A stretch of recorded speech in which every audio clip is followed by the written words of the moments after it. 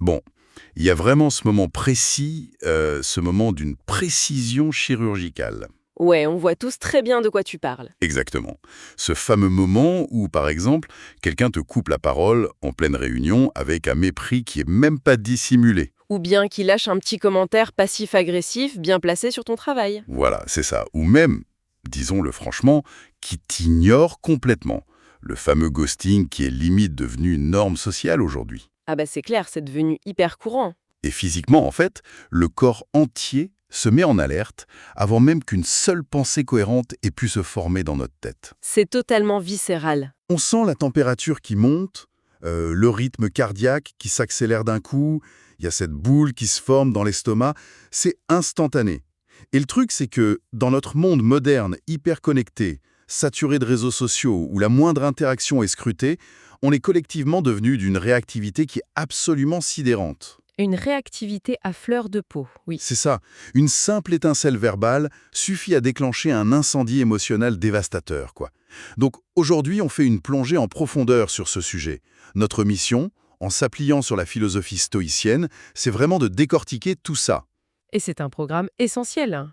On doit comprendre pourquoi ces provocations nous affectent autant et surtout comment se forger une vraie armure émotionnelle. Pas juste une indifférence de façade, hein, mais un truc impénétrable. Et je dirais même que cette réactivité épidermique dont tu parles, bah c'est vraiment le produit direct de notre époque. Mais c'est aussi combiné à notre héritage évolutif. En fait, l'architecture même de nos communications actuelles nous conditionne à l'immédiateté. Ah oui, le besoin de tout faire tout de suite. Exactement. Une notification sur le téléphone, ça exige une lecture à la seconde. Un email, ça requiert une réponse dans l'heure. Et du coup, par extension, une attaque perçue, bah, ça exige une riposte foudroyante. Et c'est là qu'on se trompe complètement en fait. Complètement. L'illusion dominante aujourd'hui, celle qui sature un peu notre culture populaire, nos films, les débats politiques, c'est que la vraie force résiderait dans la capacité à écraser l'autre. Genre avoir la punchline parfaite. On confond en permanence la rapidité de la contre-attaque avec la véritable puissance. Bon, décortiquons tout ça parce que c'est hyper intéressant. L'objectif, avec cette approche stoïcienne face au manque de respect, c'est de capter que cette riposte immédiate n'a rien à voir avec la force. Absolument rien. C'est même l'aveu d'une vulnérabilité totale, en réalité. Et la prémisse fondamentale de cette approche, elle repose sur un paradoxe apparent. C'est que le véritable pouvoir, la souveraineté absolue d'une personne, ça commence très exactement à la fraction de seconde où quelqu'un d'autre essaye de lui faire perdre le contrôle. Donc l'idée, c'est pas d'éviter les attaques. La mécanique de notre propre consentement à la colère. Des penseurs comme Marc Aurèle ou Épictète l'avaient bien compris. Le manque de respect en est inévitable, mais la souffrance qui en découle, elle est totalement optionnelle. C'est fou de le voir comme ça. Mais avant de parler de comment construire cette armure, je pense qu'il faut vraiment poser un diagnostic clair.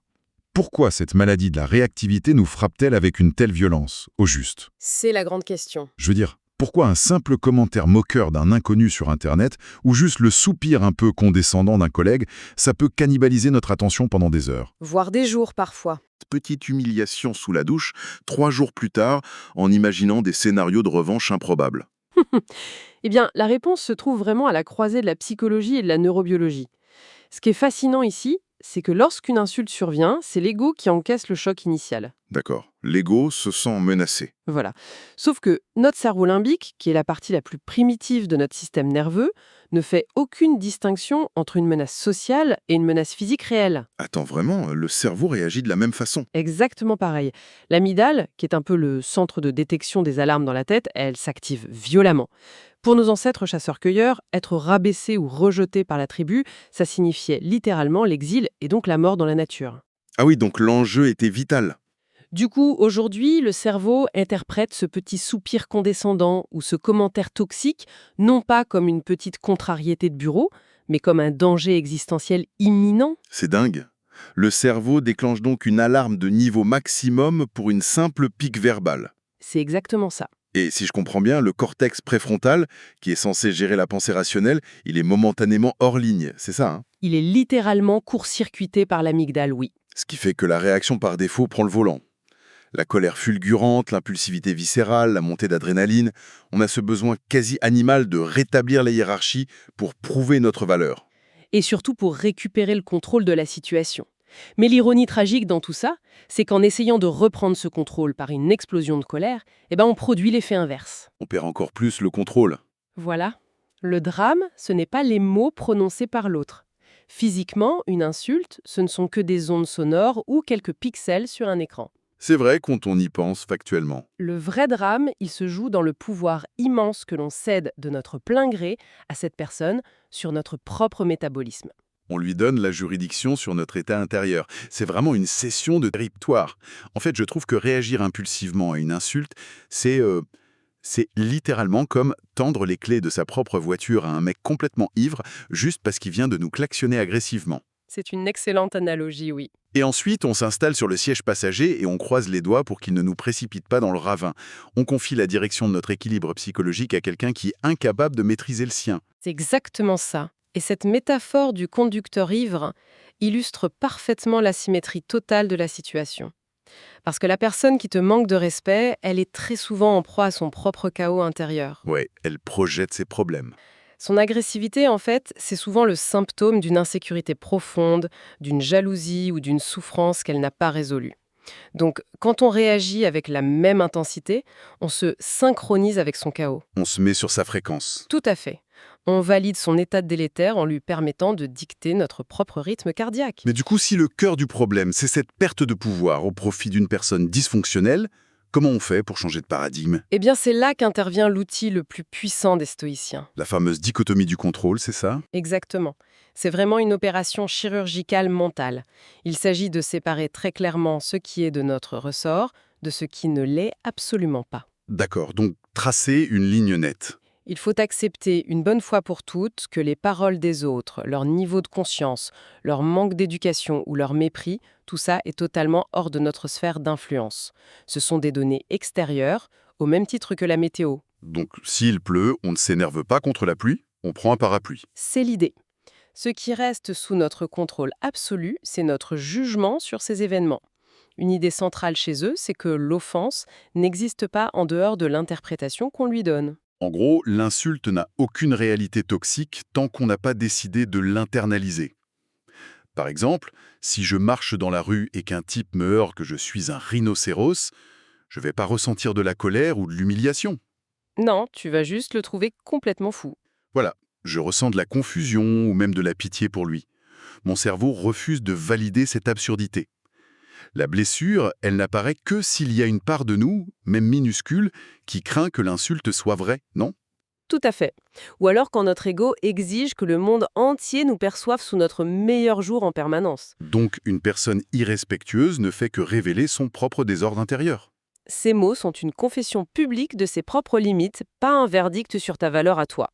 Mais bon, cette théorie, aussi belle soit-elle, elle se heurte souvent à la rugosité de la vie réelle. Ah bah oui, parce que c'est bien beau en théorie, mais dans un environnement pro ou personnel, ça soulève des résistances. C'est clair. Et c'est là que j'ai une vraie remise en question. Parce que la philosophie semble un peu se contredire ici. Imaginons un patron vraiment toxique, le genre qui t'humilie devant toute l'équipe. Situation classique et très difficile. Ou bien quelqu'un de proche qui dépasse gravement les bornes. Il y a cette peur qui est hyper tenace que si on reste stoïque, si on ignore la remarque, on passe pour quelqu'un de faible. Qu'on se laisse faire, en somme. Exactement.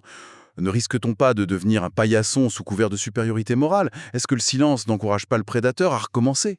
C'est vraiment la méprise la plus fréquente et la plus dangereuse concernant le stoïcisme.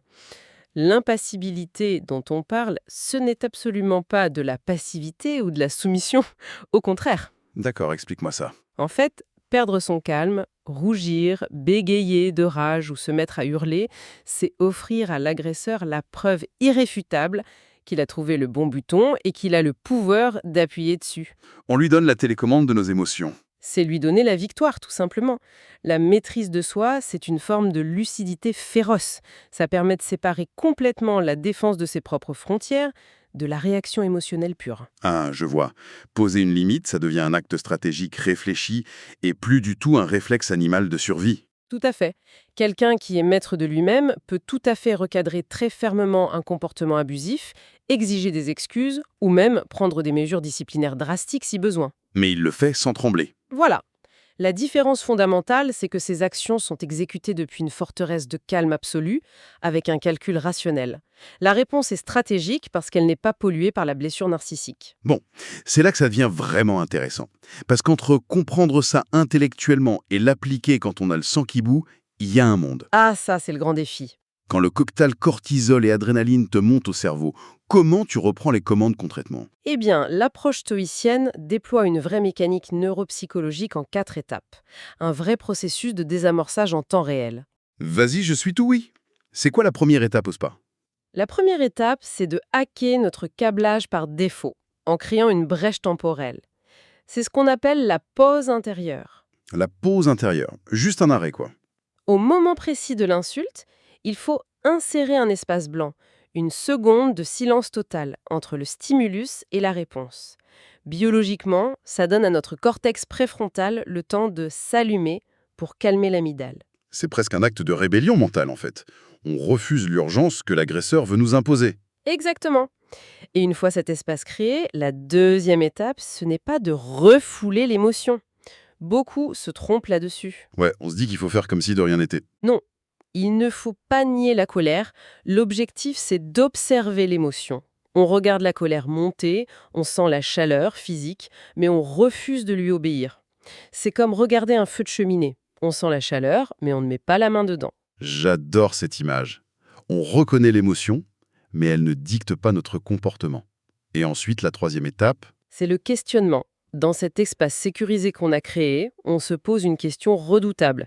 Est-ce que cette personne mérite vraiment de prendre le contrôle de mon esprit ? ah ouais, ça c'est puissant. Ça remet les choses en perspective directe. On évalue froidement le coût de notre paix mentale. Genre, est-ce que je vais vraiment sacrifier ma sérénité pour les 4 prochaines heures à cause d'un mec frustré dans les bouchons? Ou d'un collègue incompétent ? Oui. Et une fois qu'on se pose cette question, l'envie de péter un plomb perd tout son sens. L'illusion de l'urgence se dissipe. Et ça nous amène à la dernière étape, j'imagine. Oui, la réponse lucide. Une fois libérée de l'emprise de l'ego, cette réponse devient redoutable. Ça peut être un silence prolongé, avec un regard neutre, une question désarmante qui l'oblige à se justifier, ou juste l'affirmation calme de ses limites. Et la puissance de cette approche, c'est aussi l'effet psychologique que ça produit en face. Imagine la scène. Une personne s'égocie, cherche la faille pour te faire vriller, et elle vient s'écraser contre un mur de calme absolu. Ça doit être profondément déstabilisant pour elle. Psychologiquement, c'est dévastateur. C'est comme tirer sur une cible qui absorbe la balle sans même bouger. L'agresseur s'attend à une résistance, parce que c'est ça qui nourrit son agressivité. Donc, en ne donnant rien, on crée un vide. Exactement. On prive le feu d'oxygène, la manipulation s'effondre. Et surtout, sur le long terme, on s'immunise contre les regrets. On s'épargne d'avoir dit des mots irréparables sous le coup de la colère, ce qui nous aurait mis en position de faiblesse. Ouais, ça évite le fameux j'aurais pas dû dire ça ». Mais bon, soyons honnêtes, ce détachement, ça demande un entraînement de malade. Surtout que notre société glorifie complètement l'agressivité et la domination bruyante. C'est clair, on confond la force avec l'intimidation. Alors que pour les stoïciens, la vraie force, c'est la stabilité émotionnelle. Il y a cette règle d'or qui dit « quelqu'un qui contrôle la colère d'une personne contrôle une partie de cette personne ». C'est une vérité implacable. C'est pour ça qu'il faut un conditionnement régulier. Il y a 4 exercices pratiques pour s'entraîner au quotidien. Un vrai dojo émotionnel, quoi. C'est quoi le premier exercice? Le premier, on l'a un peu évoqué, c'est de s'imposer des micro-délais délibérément. Face à n'importe quelle petite contrariété, s'astreindre à attendre quelques secondes avant de répondre. C'est comme soulever des poids légers pour muscler son cerveau. Super pratique. Le deuxième? Le travail analytique à froid. L'écriture. Si une remarque t'a blessé, tu l'écris. Le fait de traduire une bouillie émotionnelle en mots concrets, ça force le cerveau à passer des centres émotionnels aux centres logiques. On rationalise le truc du coup. On se demande pourquoi ça nous a autant touché. Voilà, ça extrait le venin. Le troisième exercice, c'est l'anticipation, la visualisation mentale. Commencer sa journée en acceptant lucidement qu'on va forcément croiser de l'arrogance ou de la mauvaise foi aujourd'hui. Comme ça, on n'est pas surpris quand ça arrive. Le quatrième exercice, c'est de pratiquer ce calme volontaire face aux petites frustrations du quotidien. Genre le Wi-Fi qui rame ou la queue au supermarché. C'est ça. Si tu perds patience pour un feu rouge, tu ne pourras jamais rester stoïque face à une vraie trahison. Ces petites frustrations, c'est ton terrain d'entraînement. Alors, qu'est-ce que tout cela signifie au fond? Ça veut dire qu'on transforme chaque petit agacement en opportunité de s'améliorer? Et si on relie cela à une vision plus large, on réalise que l'objectif n'est pas du tout de devenir un robot sans émotion. Les joies, les passions restent intactes. L'idée, c'est de bâtir une forteresse intérieure où ta paix mentale est sécurisée. C'est un renversement total de perspective. En fait, pour synthétiser, le véritable pouvoir n'a jamais consisté à vouloir contrôler ou corriger les comportements dysfonctionnels des autres. C'est une perte de temps tragique. Totalement. La vraie victoire, c'est de refuser de leur donner la télécommande de notre esprit. Et ça me fait penser à cette réflexion inspirée de Marc Aurèle. La dignité commence le jour où l'on refuse de laisser les autres décider de sa paix intérieure. C'est l'acte fondateur de la liberté émotionnelle. C'est une phrase magnifique pour résumer tout ça.